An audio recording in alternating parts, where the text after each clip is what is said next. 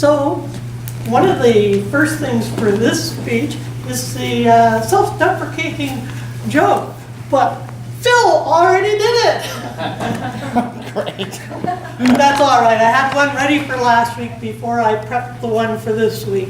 So I wanted to have props for this speech. Unfortunately, because I have 2 houses full of stuff, I couldn't actually find most of my props. So this is going to be the short version without too many props. But I found the props. Mr. Toastmaster, fellow communicators, and honored guests, why collect anything? How many of you ever saw the movie Throw Mama from the Train? Yeah, I have to admit. Well, that is my favorite movie because it talks about a writer, a would-be writer, kind of like me. I love Owen. Owen's the young guy who's trying to become a writer. And at one point in the movie, he shows Larry his coin collection, and he brings it out and he goes, quarter, quarter, dime, nickel. And then he says, see, this is a quarter. See, it's shiny. It's got the nice little eagle on it. And so he's showing them to Larry, and Larry says, so do any of these coins, are any of these coins worth anything? And Owen says, well, no. And then Larry takes this as an educational moment, and he says, well, the whole purpose of a coin collection is that coins are worth something. And Owen says, oh, yeah, well, they are worth something. This quarter I got when my dad took me to the circus and I bought popcorn. This one is when he took me to see Peter, Paul, and Mary. He always let me keep the change. And these were all memory evokers for Owen.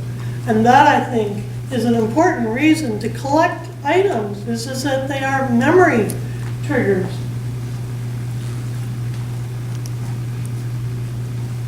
Why collect rocks? Because rocks is one of the things I like to correct. Michael Hyatt is a motivational speaker in the realm of writing. And he says that he puts his hand in his pocket a couple times a day, and in his pocket he has a pebble. And the pebble, he looks at it and it reminds him to have an attitude of gratitude, which I think is kind of awesome. Also, in the Jewish faith, they don't take rocks to the cemetery. At your loved one's tombstone, to show, kind of a calling card to show that you visited, you put a little pebble on top of the headstone. My husband's family was all Jewish, so that's what they did. Why I collect rocks is because rocks are accessible, and I guess my mother was already a rock collector, you know, and it kind of is this hereditary thing. And when you go for a walk on the beach with your puppy, I've been on many beaches over the last year, it's easy, you know, you're walking along or your dog's like running around playing with the other dogs, and you look down and you go, oh wow, look, that stone has a ring around it. This is a wish stone, and they're lucky. And when you find wish stones, you can make a wish. And see, this is a single one. This one has 2 lines. This one has a single line, but it's thick. And this one has a beautiful contrast of the white surrounded by the dark. And that's why I sometimes, in my coat pocket, have a lot of sand. And as a memory trigger, I have this one stone at home, and it has an arrow on it.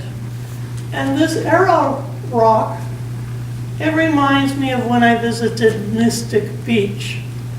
My son and his friends went there hauling their cooler behind them full of their food and their water and stuff for the weekend, and then I was going out to retrieve them.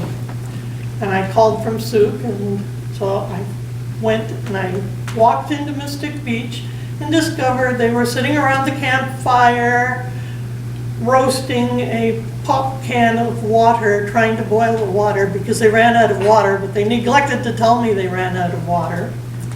And when I went to the beach, I met this Chinese girl from China who is at Mystic Beach on a survival course. And she was setting up her tent by herself, and the instructor was down the beach.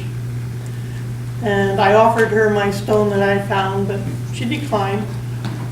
And then the kids and I, we walked through the woods to get to my car instead of taking the path. And I thought, we were in Cubs and Scouts for like 9 years, and we were really flunking out on the survival thing. So sometimes a little rock like that can tell you about, wow, survival versus doing it wrong.